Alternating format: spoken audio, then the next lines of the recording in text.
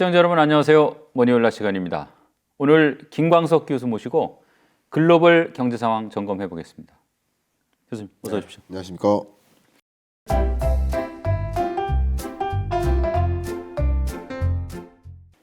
잘 지내셨죠? 네, 안경이 멋있어지신 것 같습니다.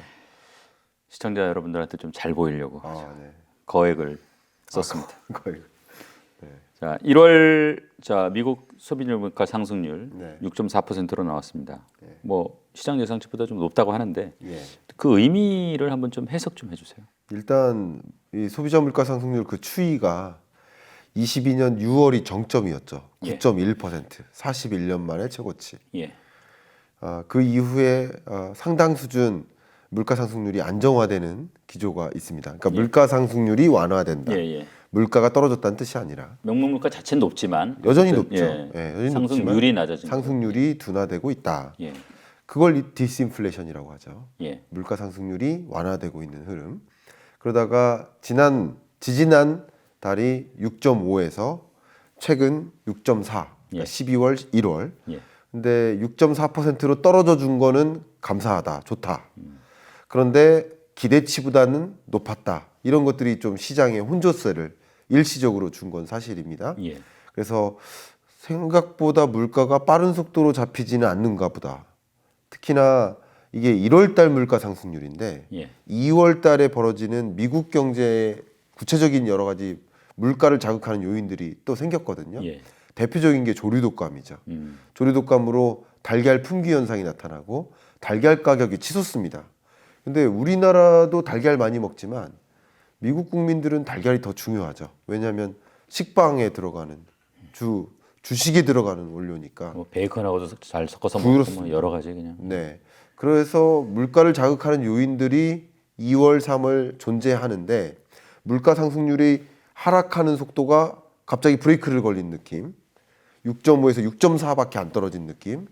그러니까 이것은 생각보다 이 고물가 기조가 더 장기화될 수 있겠구나. 이렇게 판단하는 거죠. 그렇기 때문에 물가 인식에 대해서 조금 더 엄중하게 생각하고 있고, 그러면 결국 금리 인하 이제 없을 수도 있다라는 생각을 시장마저도 하기 시작하는 겁니다. 이게 세부적으로 좀 뜯어서 보면은 항목별로는 좀 어떤 특징이 있어요? 더욱 중요한 말씀 주신 것 같은데요. 이 시장은 계속 물가 정점 찍었어. 에 주목합니다. 예. 시장은 물가 더 이상 뭐 가만히 놔둬도 물가는 하향 안정화 될 거야 라는 말에 주목을 하는 거예요. 근데 파월 연준 의장은 아직 목표 물가에 부합하지 않는다라는 말에 더 주목하는 거예요. 같은 현상을 놓고 달리 인식하는 거죠.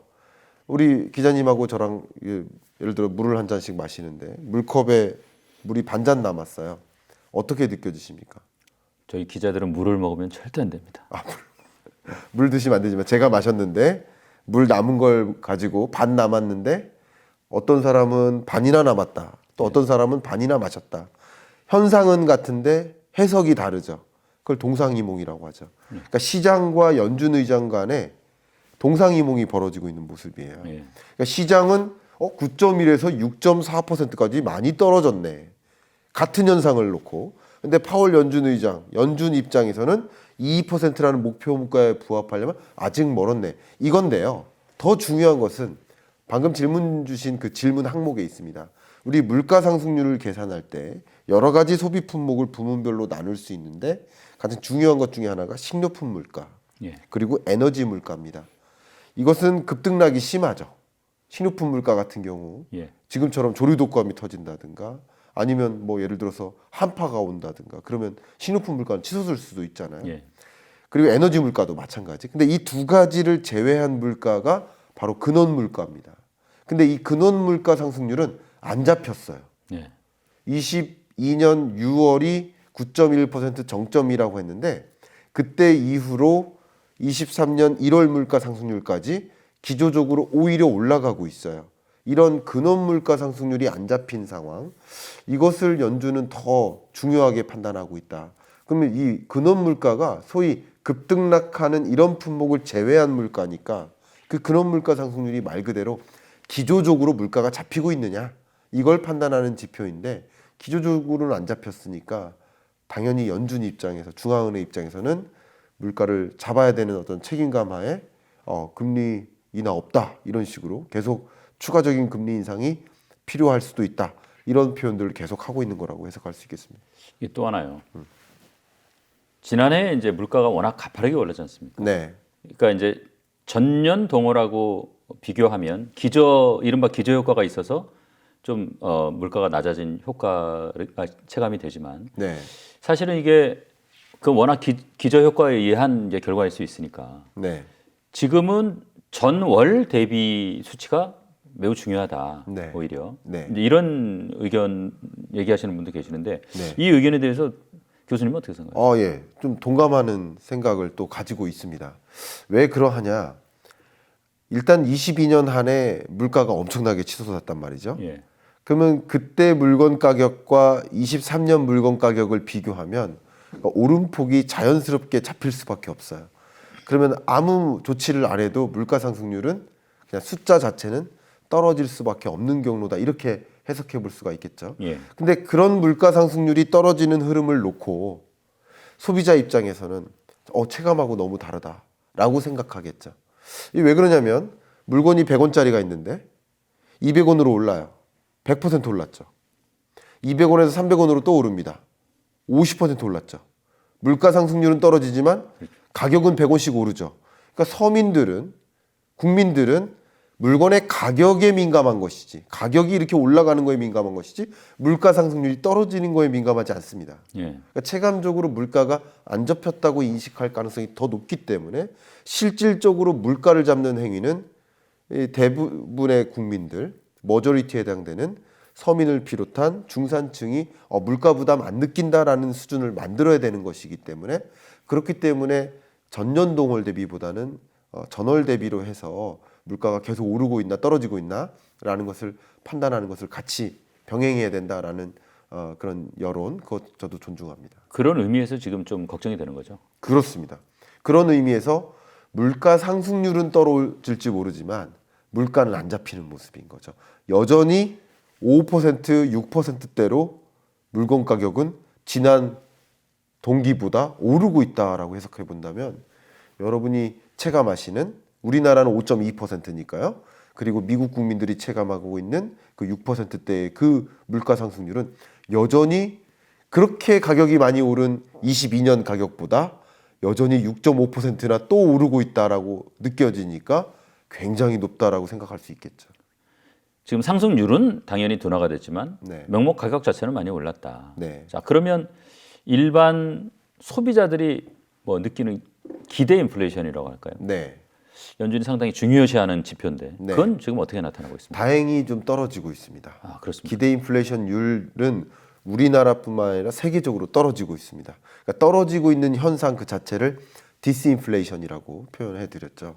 그러니까 기대 인플레이션율은 1년 동안 떨어질까 아니면 2년에 대한 물가 상승률 이 두 가지 종류의 가장 대표적인 기대 인플레이션율 지표가 있는데 둘 다 확실히 정점 찍고 안정화되는 기조하에 있다. 이런 면에서는 역시 디스인플레이션 맞아. 물가 정점 확실히 찍었어. 라는 생각을 갖게 만들기는 하다고 볼 수 있겠습니다. 지금 말씀하셨듯이 뭐 2월 FOMC 때 네. 사실 이제 제롬 파월 연준 의장의 발언 중에 가장 주목받은 건 역시 디스인플레이션이었어요. 네. 시장도 사실 뭐 긍정적인 반응을 했고. 네. 자, 1월 소비자 물가 인상률이 이런 어떤 시장 흐름의 기조 이런 것들을 좀 뭐 바꾸거나 변화를 일으킬 수 있는 상황입니까? 어떻습니까? 그 기조 자체를 바꾸기는 어렵다고 생각합니다. 근데 모든 그래프가 여러분 한번 그래프를 보시면 이렇게 한번 올라가다가 또 떨어지잖아요. 근데 떨어지는 그 구간을 생각해 보면 올라가는데 걸린 시간하고 떨어지는데 걸린 시간이 매우 유사해요. 이게 물가 상승률 통계가 아닐지라도 부동산 매매 가격 상승률 그래프를 그리든 그 밖에 어떤 그래프를 그리든 보통 올라가는 구간하고 떨어지는데 걸린 시간이 통상적으로는 유사해요. 예. 이걸 이제 통계학에서는 정규 분포를 그린다, 종 모양이다 이렇게 생각하는 경우가 많은데 실제 물가 상승률도 그런 그림을 그리면서 안정화될 것을 가장 대표적인 시나리오로 그리고 있거든요. 그 모습 자체가 디스인플레이션이에요. 근데 이 디스인플레이션이 떨어졌던데 걸리는 시간만큼 비슷하게 걸릴 수도 있지만 이게 더 천천히 떨어질 수도 있고 안 떨어지고 더 오래 갈 수도 있고 그 속도의 문제인데 1월 물가 상승률의 이 결과치는 생각보다 더 물가 잡히는 속도가 지연되는 모습이다라고 해석해 볼 수 있겠죠. 왜냐하면 그동안의 물가 상승률이 잡히는 속도보다 덜 잡혔고 기대보다도 덜 잡혔고 뭐 이런 것을 생각해 보면 이 고물가 기조가 생각보다 안 잡히려나 보다, 유지가 좀 될라나 보다 이런 생각을 갖게 만들기에 좀 충분하다고 볼 수 있죠. 2월 FOMC 회의 끝나고 올해 물론 확실하게 전망은 어렵지만 0.25% 정도 더 올리면은 대충 이제 금리는 가지 않겠나. 네. 이런 이제 예상들을 많이 했는데 네, 레리 서머스 전 미국 재무장관이 네, 자, 이게 미국이 좀 격동의 시기로 지금 접어들고 있다. 네, 자, 연준이 그러면 금리를 더 많이 올리고 네. 또 더 오래 그 인상 기조를 지속하고 그런 상황이 올 수 있다고 보십니까? 올 수 있다고 봅니다. 어쨌든 중앙은행 입장에서 통화 정책을 단행한다. 그러니까 제가 여러분들께 항상 말씀드릴 때는 내가 스스로 파월이 된다라고 생각해 보시면 조금 입장을 이해하실 수가 있다. 이 말씀을 많이 드려요. 내가 연준에 소속된 위원이다. FOMC 위원이다. 그럼 물가나 그 밖에 어떤 것들을 고려해서 적정한 금리를 결정할까? 한번 그 회의에 참여한다고 생각해 보시면 역시 원론적이고 교과서적이지만 세 가지 요소를 고려합니다. 첫 번째가 물론 물가고요. 두 번째가 경기 안정이고 세 번째가 금융 안정입니다. 물가 안정, 경기 안정, 금융 안정입니다. 근데 물가 안정세는 생각보다 지연되는가 보다라고 느꼈죠, 최근에. 근데 나머지 두 가지 경기 안정이라는 면에서는 생각보다 마일드한 경기 침체네? 이렇게 인식하기 시작했어요.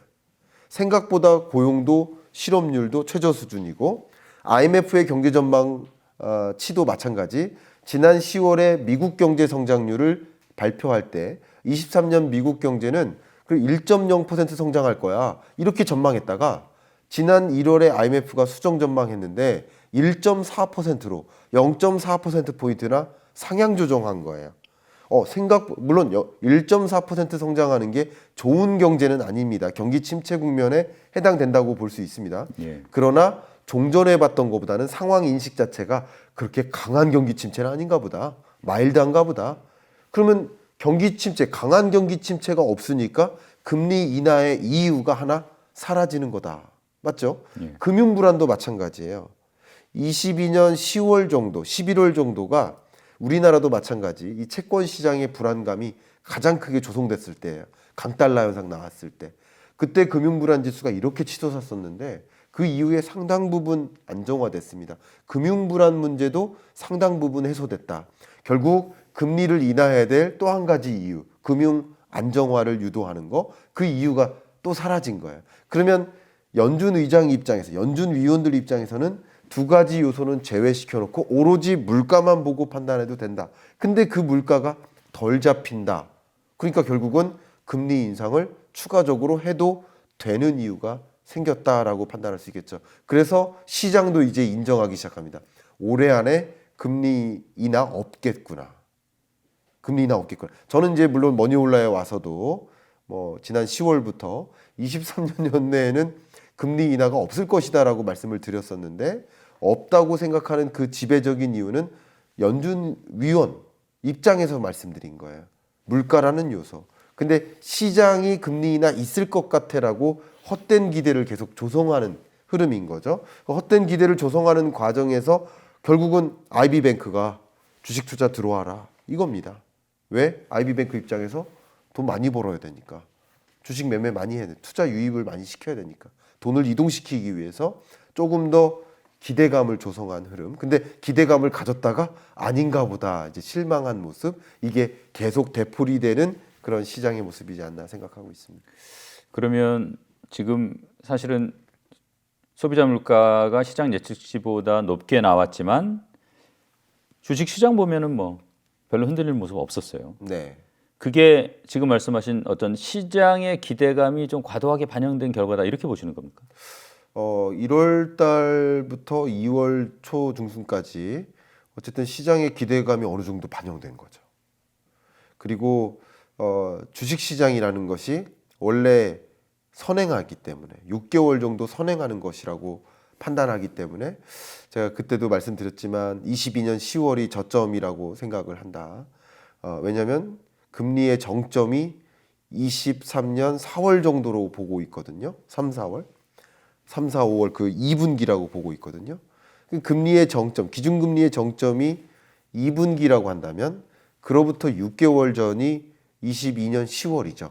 그래서 주가는 저점을 통과했다.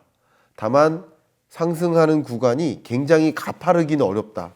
그래서 박스권 장세에 매달릴 가능성이 높다라고 말씀드렸었던 이유가 거기에 있습니다. 기대를 가지고 투자했다가 또 의심이나 실망으로 또 떠나기도 하고 왔다 갔다 하는 모습, 그렇게 좀 저는 그림을 그리고 있습니다. 자, 미국 고용지표 발표 이후에 원달러 환율이 좀 올랐고 네. 또 소비자 물가 발표 직후에 또 좀 올랐어요. 그렇습니다. 오늘 보니까 뭐 몇 원 정도 그냥 벅세던데 예. 원달러 환율 시장은 어떻게 정리될 걸로 보세요? 22년 10월. 고점이었죠. 1440원을 통과했죠. 그리고 주식시장의 주가도 저점이었어요. 10월. 그 밖에 나머지 기조도 보면 물가 상승률도 정점 확실히 찍었구나라는 강한 믿음을 갖는 게 역시 10월이었어요. 그래서 그때 뭐라고 생각했어요? 물가 정점론이 부상한다. 그러니까 물가 정점이고 이제 안정화되네. 국제 유가도 정점 맞았어라는 확신. 그러면 다시 말하면 이때 금리 인상 속도 조절론이 또 부상해. 10월에 다 이런 것들이 부상해. 지표만 달랐지 다 본질적으로 같은 방향을 가리키는 같은 방향인 거예요. 거시적으로 이해한다면 저는 이렇게 해석을 하고 있는 겁니다. 그 이후에 나머지 지표들도 매우 유사한 흐름입니다. 그러니까 경기도 마일드한 경기 침체, 지지부진한 경기. 그리고 주가도 저점은 찍었을 뿐 뭐 대세 상승은 없는 흐름. 환율도 정점을 통과해서 안정화되는 흐름이지만 여전히 강달러 기조는 유지하는 흐름. 금리도 인상 속도 조절 들어갔지만 그리고 금리 인상이 추가적으로 있지만 어쨌든 속도 조절 들어가고 계속 정체되는 모습. 그러니까 이런 것들이 다른 지표들하고 맞물려서 유사한 흐름을 가져갈 것이라 생각하고요. 어쨌든 1440원 정도의 그런 강한 달러가 다시 오지는 않을 것이다. 그러나 강달러 기조의 맴돌 가능성은 높겠다. 이렇게 판단하고 있습니다. 이제 우리 입장에서는 또 특히 뭐 GDP에서 사실 우리 또 무역이 차지하는 비중이 수출이 차지하는 비중이 좀 높으니까 네. 이 무역 수지 요새 안 좋은 게 사실은 좀 많이 신경이 쓰이는데 네. 교수님 뭐 지금 어떤 무역 수지 적자 네. 이거에 대해서는 좀 어떻게 보세요? 뭐 정말 통계 작성 이래로 무역 수지 적자 규모로 봤을 때 이렇게 컸던 적이 없죠. 그러니까 역사상 최대 수준의 무역 수지 적자입니다. 수출이 계속 감소하고 있는데 계속 4개월 연속 마이너스 증가율입니다. 그러니까 기간으로 보면 지금 12개월 연속. 그러니까 2022년만 놓고 보면요. 2월 달에만 무역 수지가 흑자였고요. 그 2월만 빼면 다 적자예요. 1월도 적자. 근데 2월 2일부터 적자니까 그때부터 카운트하면 지금 1월까지 무역 수지가 적자인 거예요. 그러니까 12개월 연속인 거예요. 1년 적자네요. 네, 1년 동안 내내 적자인 거고 2월 무역 수지도 적자일 가능성이 높아졌죠. 더군다나 또다시 강달러가 찾아왔기 때문에 무역 수지 적자에 대응하기가 굉장히 어렵습니다. 이렇게 적자가 야기되는 그 이유 중에 하나가 우리나라의 수출 구조적인 요인도 물론 있습니다. 왜냐하면 경기 침체에 민감한 수출 산업들이에요. 제가 그때도 말씀드렸습니다만 경기 침체일 때 라면을 아껴 먹진 않아요. 쌀을 아껴 먹진 않아요. 소비가 줄긴 주는데 필수 소비재적 지출은 줄지 않아요. 유지됩니다. 뭐가 줍니까? 내구재 수요가 줄어요. 내구재가 뭡니까? 스마트폰, PC, 자동차, 가전, 자동차. 그러니까 이런 수요가 주는데 우리나라는 그런 제품들을 수출하는 나라예요. 그리고 그런 제품, 내구재에 들어가는 부품을 수출하는 나라예요. 그 대표적인 부품이 반도체 아닙니까? 우리나라 수출의 20%가 반도체고요. 심지어 우리나라요. 스마트폰 수출 많이 하거든요. 굉장히 중요한 수출 품목입니다. 10위 안에 들어가는 품목인데 그 휴대폰, 스마트폰 수출액에서 스마트폰과 스마트폰 부품 수출액 둘을 쪼개면 스마트폰 부품 수출액이 더 많아요. 우리는 이렇게 부품을 수출하는 나라라고 생각해도 뭐 거의 틀림이 없습니다. 이렇게 세계적으로 글로벌리 내구재 수요가 줄어들고 부품 수요가 줄고 또 생산재죠. 생산 설비를 갖추고자 하는 설비 투자가 줄어요. 이게 경기 침체죠. 경기 침체가 진행되다 보니까 우리나라로부터의 수입 수요가 줄어드는 그런 모습이 지금의 강달러와 마중물 역할을 하니까 강달러라면 해당 원자재나 부품을 수입해 올 때 더 많은 돈을 주고 사오는 거거든요. 그러니까 결국은 수입액은 계속 늘고 수출액은 줄고 무역 적자가 계속 야기되는 모습이죠. 이거 굉장히 안 좋은 사인이라고 저는 생각을 하고 있습니다. 우리가 주로 오늘 뭐 미국 물가 많이 얘기했습니다만은, 자 우리 물가도 좀 한번 보고 싶어요. 네, 연초에 뭐 공공요금 많이 올랐고, 네, 그러다 보니까 정부가 이제 사실은 좀 무리해서 지금 뭐 좀 미루는 네, 그런 모습인데, 네. 자 그걸로 뭐 해결이 될지 참 걱정이고. 어떻습니까? 올해 우리 물가 뭐 계속 안 좋은 겁니까? 아, 물가가 이렇게 숙제인 시점, 물가가 숙제인 시점에는 물가라는 숙제부터 풀어야 됩니다. 내일이 시험이에요. 그러면 시험 공부해야 되는 거예요.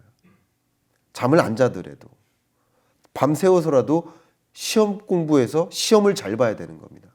우선순위가 있다는 거예요. 국정 운영이라는 관점에서 우리 경제를 살핀다는 관점에서 다 숙제죠. 숙제가 아닌 게 뭐가 있습니까?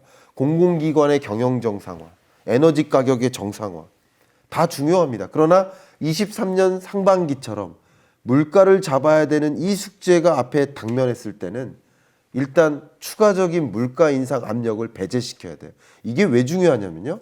이걸 배제시키지 않으면 물가가 더 치솟아요. 안 치솟아도 될 걸 더 치솟게 만들겠죠. 적어도 물가 상승률이 5%여도 되는 것을 5.1%로 만들 수는 있겠단 말이죠. 상식적으로. 근데 이런 물가 상승세가 야기되면 우리 한국으로서는 기준금리를 추가적으로 인상해야 되는 상황이 놓이게 되는 거예요. 그러면 추가적으로 기준금리를 인상하면 기업들의 부담을 느끼고 신규 투자를 더 위축시키는 거예요. 이런 식으로 경제가 더 악순환의 고리에 처할 수 있기 때문에 일단 통화정책도 물가 잡겠다고 그렇게 움직이고 있다면 재정정책도 그렇게 움직여야 된다라는 말씀을 계속 드렸는데 그 결과일 뿐만 아니라 다 다른 어떤 전문가들의 그런 표현도 많이 있었겠지만 그런 게 좀 반영돼서 뒤로 미루는 것이 아닌가. 물가가 예를 들어서 우리나라가 코로나19 직전, 그러니까 심지어 코로나19 상황 때까지 18년, 19년, 20년 그때 우리나라는 디플레이션을 우려했었어요. 2%가 채 안 됐어요. 물가 상승률이. 그럴 때는 공공요금을 적극적으로 올려서 오히려 물가를 적정 물가에 맞출 수 있도록 노력하는 것도 필요한 시점이라고 생각합니다. 그 경기 국면에 걸맞는 경제 정책이 있다라는 관점에서 뒤로 미룸으로써 어쨌든 빨리 물가를 안정화시키고 안정화된 물가 상승 기조에 도입을 하면 그때부터 또 적극적으로 경기 부양적으로 움직이고 공공기업의 경영 정상화를 또 이루고 이런 단계적인 것들이 있지 않을까 하는 생각을 가지고 있습니다. 불이 났으니까 일단 불은 끄고 보자. 그렇습니다. 뭐 이런 말씀이시네요.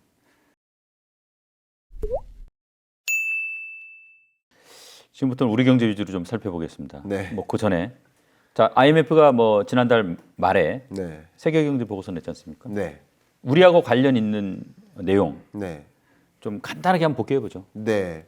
일단 세계 경제 성장률은 상향 조정했습니다. 뭐 다행인 거죠. 그리고 미국 경제 성장률도 0.4% 포인트나 상향 조정했고 중국 경제도 0.8% 포인트나 상향 조정했습니다. 대부분의 국가들을 상향 조정했기 때문에 평균적으로 세계 경제 성장률 자체가 상향 조정된 것이다. 이렇게 해석해 볼 수 있겠죠. 물론 여러분은 오해하지 마시고요. 상향 조정됐을 뿐이지 그 수치는 여전히 낮은 거다. 경기 침체 국면에 초입에 해당된다. 이렇게 판단해 주시고요. 다만 우리 경제는 하향 조정했습니다.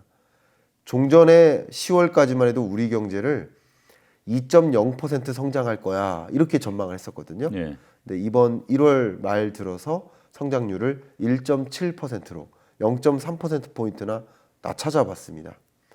그러니까 이 1.7%로 낮춰잡은 걸 조금 해석을 해드린다면 제가 지난 10월에 제 경제전망서를 가지고 경제전망 성장률 전망치를 말씀드릴 때 1.9%를 제가 제시했었어요. 그리고 11월에 KDI가 1.8%로 제시했고요. 한국은행이 1.7%로 제시했습니다. 그리고 12월 들어서 기획재정부가 1.6%로 낮춰 잡았죠. 근데 IMF가 1.7%를 잡은 거예요. 근데 1.6이든 1.7, 1.8, 1.9든 지금 2%가 안 되는 이 성장률 있죠. 이 성장률이 자주 만나는 성장률이 아닙니다. 역사상 5번째 만입니다. 그럼 4번이 뭐냐? 4번이 우리가 겪었던 경제 위기예요. 1980년 오일 쇼크에 따른 경제 충격. 마이너스 1.6% 역성장했습니다. 두 번째가 1998년 IMF 외환 위기 마이너스 5.1% 역성장했습니다. 2008년 글로벌 금융위기 우리나라 0.8% 플러스 성장했지만 경제 위기라고 분류를 합니다. 그리고 2020년 팬데믹 경제 위기 마이너스 0.7% 역성장했습니다. 경제 위기 4번을 제외하면 1%대 성장률 이 값이 가장 낮아요. 이게 경기 침체인 거죠. 하향 조정한 것도 중요하지만 그 전망치 자체가 의미하는 것이 안타깝게도 한국 경제를 매우 비관적으로 보고 있다. 근데 대내외적으로 보고 있다. 우리나라 연구기관들도 그렇게 보고 있고 대외 기관들도 그렇게 보고 있다라는 점에서 좀 함의를 찾을 필요가 있지 않을까 생각합니다. 좀 야박한 전망을 한 이유는 뭐라고 설명하고 있습니까? 우리나라만 이렇게 하향 조정한 여러 가지 이유들이 있는데요. 앞서 말씀드렸던 수출. 상대적으로 우리나라는 수출에 민감하고 상대적으로 우리나라는 그런 내구재 수출이나 경기 침체에 민감한 수출 구조를 갖고 있어서라고 해석해 볼 수 있겠고요. 우리나라만 안고 있는 좀 병폐가 있어요. 그러니까 세계적으로 채권 시장이 좀 안정화되고 있어요. 지금 불안한 상황인 건 맞습니다. 여전히. 그러나 그 불안함의 정점이 지난 22년 10월, 11월이었기 때문에 그때보다는 좀 다소 안정화되는 흐름하에 있다 이렇게 해석해 볼 수 있겠습니다. 그런데 우리나라는 좀 불안한 것이 바로 미분양 주택입니다. 미분양 주택이 최근 값으로 6만 8천 호를 찍었는데요. 2월 끝자락에 또 통계가 나오겠죠. 1월 통계가. 그때는 7만 호를 넘어설 것으로 보고 있습니다. 공급은 늘어나는데 수요자가 없기 때문에 수요가 굉장히 미진하기 때문에 수요가 조금 반등했다는 표현들도 있잖아요. 수요가 조금 반등했을지라도 그 반등하는 수요 이상으로 공급이 일어나고 있어요. 그러니까 가격은 아무래도 떨어질 수밖에 없겠죠. 미분양 주택은 더 늘어날 수밖에 없겠죠. 근데 건설사들이 이렇게 분양 사업하는 이유가 뭘까요? 분양 사업할 때 분양을 전제로 하는 거거든요. 그럼 분양 사업하겠다라고 돈을 빌리는 게 부동산 PF인데 분양이 안 되니 돈을 갚을 능력이 없는 거예요. 그러면 금융부실로도 연결될 수 있고 역시 건설사의 부도로도 연결될 수 있고 심지어 부도나 아무 일이 없다 하더라도 경기 침체를 몰고 올 수 있어요. 제가 어제 마침 부산에 가서 우리 기업인들 150인을 만나고 왔는데 그중에 한 3분의 1 정도가 중소건설사입니다. 이 건설사 대표님들이 지금은 대출이 아예 안 된대요. 부동산 PF 대출은 아예 안 된대요. 그만큼 시장이 얼어붙었기 때문에 그럼 추가적으로 뭔가 건설 투자를 한다, 설비 투자를 한다, 추가적인 뭐 토목공사를 한다. 이런 어떤 진행 자체가 또 미뤄지기 때문에 이게 경기 침체를 더 야기하는 거죠. 이런 것들을 좀 더 집중적으로 고려해서 추가적인 하향 조정을 한 것이다 이렇게 해석하고 있습니다. 자, 뭐 부동산 얘기는 뒤에서 좀 더 자세히 해보고요. 네, 자, 뭐 하여간 올해 한마디로 하면 가난해지는 해라고 하셨어요. 네. 이 스태그플레이션 뭐 진입하는 거예요, 어떻게? 스태그플레이션에 이미 왔어요? 진입했다라고 생각을 합니다. 다만 그 통계는 1분기 통계가 나와야 되니까 2분기에 우리는 그 통계를 맞이하지 않을까 하는 생각을 가지고 있습니다. 기존 전망치 가지고 여러분께 설명드려보면 물가 상승률이 어쨌든 정점 찍고 떨어져 주고는 있지만 그래도 고물가 기조가 여전히 유지되는 모습이죠. 우리나라는 오히려 물가 상승률이 12월 물가 상승률보다 1월 물가 상승률이 더 올라갔죠. 5.0에서 5.22%로 물가 상승세가 여전하다. 이런 과정에서 23년 상반기 물가 상승률을 현재 4.2%로 한국은행은 전망하고 있고요. 그리고 하반기를 3% 정도, 3.1%로 전망하고 있습니다. 그래서 23년 연중의 물가 상승률이 대략 3.5%일 것이다 라고 전망하고 있습니다. 근데 이 통과하는 구간, 다소 좋은 구간인 거죠. 지금 안정화되고 있으니까 좋게 해석하는 거죠. 근데 좋게 해석한다고 하더라도 4.2%로 물가가 상승합니다. 그러면 위험 수준, 목표 물가의 2배, 4%를 넘어서니까 위험 수준인 거예요. 23년 상반기가요. 근데 경제 성장률 전망치는 상반기가 1.3%입니다. 그러면 저성장과 고물가가 같이 크로스돼서 만나는 구간이 23년 상반기이기 때문에 소위 말해서 소득이 줄고 물가는 여전히 오르고, 소득이 오르면서 물가 오르면 괜찮은데, 또 물가가 떨어질 때 소득 떨어지는 건 괜찮은데, 물가는 올라가는데 소득만 떨어지는 이런 구간이기 때문에 가계 경제 전반적으로 가난해지는 것이고, 저는 소득 안 줄었는데요 하시는 분들조차도, 나 통장에 찍히는 소득이 똑같아요 라고 하시는 분들조차도 그 통장에 찍히는 소득이 똑같다 하더라도 그 소득을 가지고 살 수 있는 물건의 개수가 줄어들기 때문에 가난해지고 있는 거예요. 이런 모습이기 때문에 참 어렵다라고 말씀드리는데, 그게 스태그플레이션이고, 스태그플레이션에는 이미 진입한 모습이다라고 저는 생각을 하고 있습니다. 이게 이제 한국은행이 금리 올릴 만큼 올린 것 같다. 이제 뭐 곧 뭐 인하도 가능하지 않겠느냐. 뭐 이런 금리 인하 기대감. 네, 이건 너무 좀 기대인가요? 너무 과한 기대라고 생각합니다. 근데 제가 여러분께 드리는 이야기는 그 시장에서 그 기대감을 부추기는 그 흐름도 이해를 하셔야 됩니다. 왜냐하면 특히 금융 사이드에서 IB뱅크들이 기대감을 막 조성해요. 그러면 돈이 실제로 이동합니다. 왜냐하면 주식시장은 선행지표다라고 말하는 이유가 심리적인 기대감만으로도 돈을 이동시키는 거예요. 실제로 지금 MMF 많이 올라. 그럼요. 그러니까 돈이 이동해서 주가가 올라가는 흐름인 거예요. 그래서 기대감을 이해하는 것도 저는 필요하다고 생각됩니다. 근데 어쨌든 그 기대는 헛된 기대인 것도 우리는 이해할 필요가 있는 거죠. 그러니까 파월의 마음, 연준의 마음도 한국은행의 마음도 같이 봐야 될 텐데, 제가 뭐 유튜브니까 이렇게 말씀드릴 수 있을지 모르겠습니다만, 뭐 파월은 무슨 생각을 하고 있을까요? 파월은 여러분의 주식 걱정할까요? 여러분의 부동산 걱정할까요? 파월은 자기 다음 커리어를 고민하지 않을까요? 파월도 뭐 3개월은 모르는 거 아닙니까? 그렇죠. 본인도. 예, 본인도 모르니까. 그러니까 다음 커리어를 고민하지 않을까. 저는 그런 생각을 하는데, 옐렌처럼 자기도 재정부 장관이 된다든가, 아니면 하버드대 뭐 석좌 교수로 간다든가, 이런 뭔가 다음 커리어를 고민할 때 뭐가 도움이 될까요? 물가 잡는 기구로서 물가 확실히 잡았다라는 그 성공적인 이력을 만들어 가야 되지 않을까요? 뭐 그런 입장도 있고요. 역시 파월뿐만 아니라 바이든 입장에서도 이제 곧 재선이 이제 오는 시점이 와요. 그럼 재선을 놓고 뭐를 잡아야 될까요? 표를 위해서 물가를 잡아야 되거든요. 표를 위해서. 사실 저는 개인적으로 IRA를 성명서에 사인한 것도 저는 중간 선거를 겨냥해서 선거용으로서 한 것이다라고까지 일정 부분 생각을 하고 있습니다. 선거에 도움이 되거든요. 내가 반드시 물가 잡는 사람이다라는 것을 보여줘야 된다. 그러니까 그런 식으로 생각해 본다면 물가를 잡아야 된다는 것이 이 공공 사이드 혹은 중앙은행의 역할, 물론 둘은 분리되어 있지만 그럼에도 불구하고 물가 잡기 위해서 달려가야 되니까 상대적으로 우리가 갖고 있는 그 기대감은 좀 과한 기대감이 아닐까 이렇게 생각을 하고 있습니다. 자, 그렇다고 하면 이제 금리라는 건 뭐 세 가지 아닙니까? 뭐 내리거나 횡보하거나 오르거나. 네. 자, 이건 뭐 무슨 타임 테이블이라고 할까요? 네. 시기를 뭘 좀 예상해 볼 수 있나요? 어떻습니까? 시기를 이야기한다면 2분기까지는 추가적인 인상이 있겠다. 이렇게 보시면 좋겠습니다.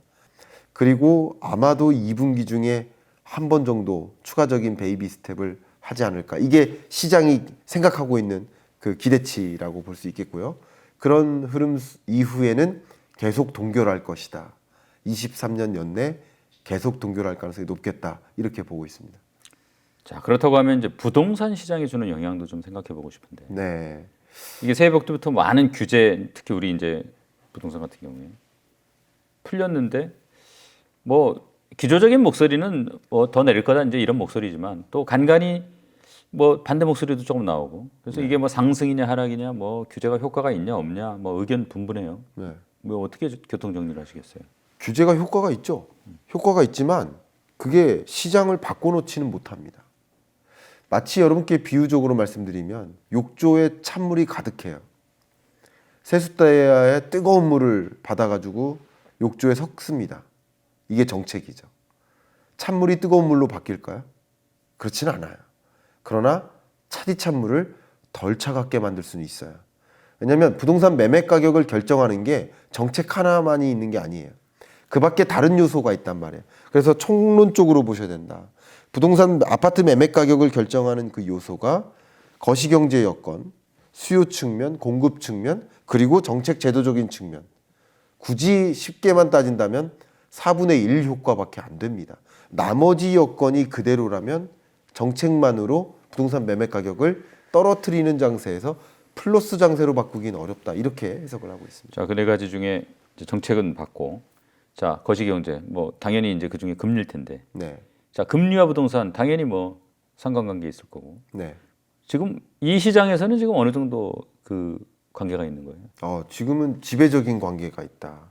이렇게 생각합니다. 이거 25%가 아니네. 아닙니다. 지금은요. 예. 왜냐하면 이 금리가 또 수요와 공급에 영향을 직격타를 줘요. 왜 그러냐? 단적인 거 한번 말씀드릴까요? 공급에도 영향을 줍니다. 왜냐하면 금리가 올라가니까 이 세입자들이 월세를 선호해요. 그러니까 전세 세입자가 줄어서 역전세난이 납니다. 그러면 다주택자들이 어떻게 할까? 불안합니다. 세입자가 나가면 안 찰까 봐 실제. 그러니까 전세 가격을 어떻게 합니까? 낮춰잡고 있어요. 낮춰잡고 있는 과정에서 다주택자들의 그러면 보증금 차익만큼을 추가적으로 부담해야 돼요. 근데 금리는 여전히 높아요. 그러니까 어떻게 합니까? 내놓죠. 금매. 금매는 사실 자기 주택을 가지고 내놓진 않습니다. 다주택자들이, 갭 투자자들이 내놓는 게 금매예요. 그런 게 시장 가격을 형성시켜요. 금리가 이렇게 공급에 영향을 미치잖아요. 수요도 마찬가지예요. 금리가 높아져 버리면 주택을 구매하려는 여력 자체가 축소될 수밖에 없어요. 주택 구매 여력도 축소되고 뭐 집값이 오르겠어 하는 마음, 구매 의사도 축소시켜요. 이 두 가지를 다 축소시키니까 수요 측면에서 얼어붙어요. 공급은 늘어나는데 수요가 위축돼요. 수요 공급에 영향을 미치는 그 지배적인 요인도 역시 금리이기 때문에 금리 하나만 가지고도 모든 것을 설명해낼 수 있지 않나 저는 그렇게 생각을 하고 있습니다. 특히 이 시기에 이제 금리의 영향력이 좀 큰 거군요.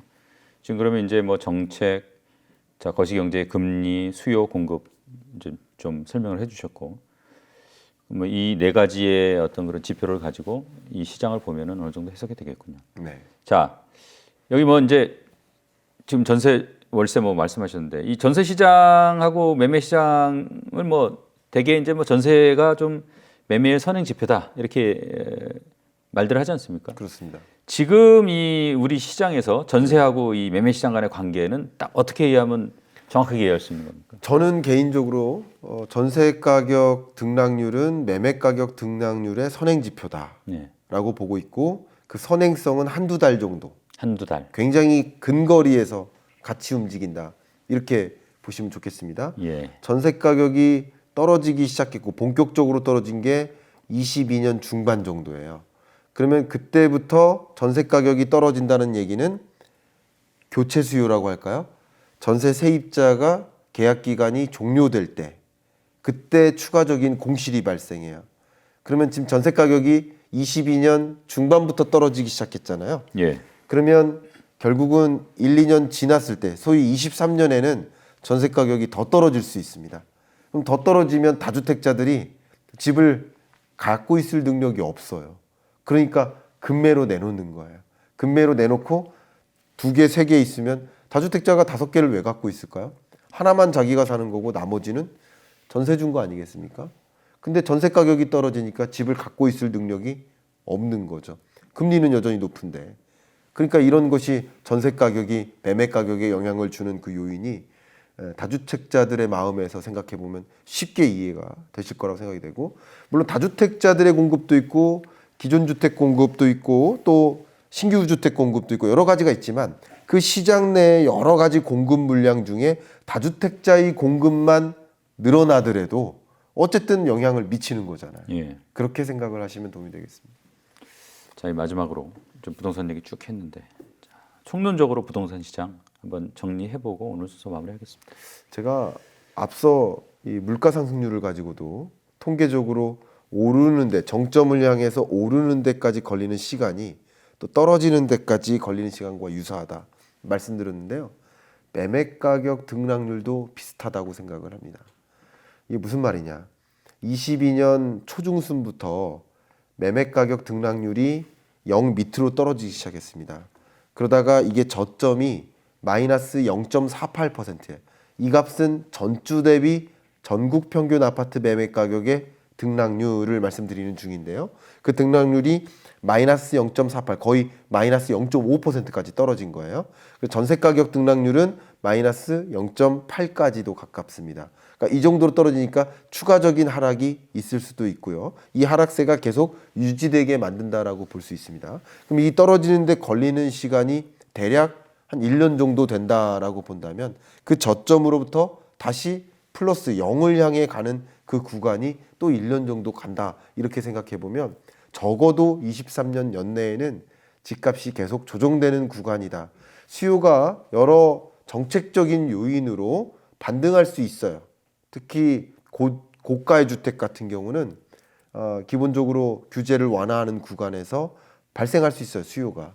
그러나 그것이 전체 시장을 이끌어갈 수 없고 또 중요한 것은 수요가 늘어난다 하더라도 공급을 초과할 만큼 늘어나지 않으면 가격이 플러스로 전환되긴 어렵기 때문에 23년 연내에는 부동산 매매 가격, 아파트 매매 가격 자체는 어쨌든 마이너스에 맴돌 가능성이 높겠다 이렇게 생각하고 있습니다. 그럼 뭐 언제쯤 이 가격이 좀 방향이 바뀔 수 있다고 보세요? 그냥 이 경제나 부동산 시장을 포함한 시장을 이제 분석하는 사람으로서 저의 감은 생각보다 그렇게 장기화되진 않을 수도 있다. 않을 수도 있다라는 거예요. 왜냐하면 그 모멘텀이 바뀌는 구간이 다 짧아졌어요. 그 미분양 주택이 만약에 24년 상반기에 거의 정점을 찍고 좀 해소되기 시작한다고 해볼게요. 만약에 그러면 또 굉장히 강한 매수세가 이어질 수 있습니다. 그러면 또 다시 급반전될 수도 있어요. 그걸 수도 있다라고 표현을 할게요. 그렇기 때문에 지금으로서는 당분간 이제 왜냐하면 제가 판단할 수 있는 그 선행 지표들이 이 매매 가격을 장기간 전망할 수가 없습니다. 그래서 23년 연내까지는 24년 1월까지는 떨어지는 구간이다. 0 상승률이 0 밑에 있다. 이렇게 말씀드리고 그 지점에 뭐 또 말씀을 드릴 수 있겠지만 그때 여러분 적어도 뭐 한 2, 3개월에 한 번씩은 이런 부동산 통계나 이런 것을 관심 있게 보시면서 이제 반등하는 모멘텀이 오는구나라는 것을 직감하시면 좋겠고 직감하는 방법은 미분양 주택 추이를 계속 팔로우업 한다든가 뭐 시중금리가 지금 2월 달에 한시적으로 안정화되는 모습이지만 기준금리 인상하는 과정에서 다시 올라갈 수도 있습니다. 그러니까 그런 기준금리의 인하 시점을 좀 생각해 본다든가 그런 것들을 좀 고려하면서 시장이 언제쯤 급반전 될까라는 것을 생각하면서 좀 모니터링하는 시간이 필요하지 않을까. 그래서 어쨌든 23년 연내에는 내 집 마련의 시점이 찾아오지 않을 가능성이 높기 때문에 세입자 여러분들은 좀 짧은 시간 단위로 전세 세입 기간을 좀 연장하셨으면 좋겠다. 예를 들어 1년 단위로 연장하셨으면 좋겠다. 이게 또 받아들여질 가능성이 높습니다. 왜냐하면 집주인 입장에서 손해날 게 없어요. 전세 가격이 떨어지는 과정이고 세입자 한 명 나가면 문제가 되니까 또 세입자 한 번 나가면 중개수수료 또 한 번 나가는 거 아닙니까? 여러 가지 면에서 전세 가격이 떨어지는 구간에서는 세입자가 좀 더 바게닝 파워가 있거든요. 그래서 여러분이 좀 유리한 그 계약을 성사시키면 어떨까? 1년 단위로 혹은 그 밑으로 짧게 계약을 연장하시고 그리고 계약일로부터 앞뒤로 뭐 한 2개월 정도 여유를 두고 나갈 수 있게 이렇게 조항을 좀 달면 그 모니터링 하면서 이제 등락률이 0에 가깝게까지 오는구나 라는 것을 목격하실 때 미분양 주택이 확실히 정점 찍고 해소되는구나 라는 것을 목격하실 때 정점 찍고 지금의 수준까지 떨어졌을 때 6만 호 혹은 6만 뭐 5천 호 요 정도까지 다시 정점 찍고 떨어질 때 그런 지점이 아마도 매매할 만한 내 집 마련할 만한 적기가 아닐까 저는 그런 의견을 드립니다. 예, 오늘 말씀 잘 들었습니다. 네, 고맙습니다. 감사합니다.